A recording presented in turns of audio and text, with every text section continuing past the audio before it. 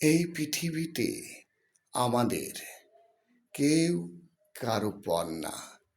কারণ আমাদের প্রত্যেকের বোঝা উচিত পৃথিবীর সকল মানুষের আগমন কিন্তু হাওয়া আর আদম থেকে। তাই আমরা কেউ কারো পর না। কোনো না কোনো সম্পর্কে আমরা লিপ্ত আছি এবং কোনো না কোনো সম্পর্কেই আমরা জড়িত আছি। এই কথাটা যদি আমরা মাথায় রাখি যে হাওয়া আর আদম থেকেই আমাদের সকলের সৃষ্টি এবং আগমন এবং এই পৃথিবীতে জন্ম, এটা স্মরণ করে চললেই আমরা কেউ কাউকে শত্রু মনে করতে পারি না, সবাই আমাদের বন্ধু। তবে অন্যায় কোনো কাজ দেখলে তাকে বোঝাতে পারি, তাকে সান্ত্বনা দেওয়ার চেষ্টা করতে পারি যাতে সে সঠিক পথে আসে।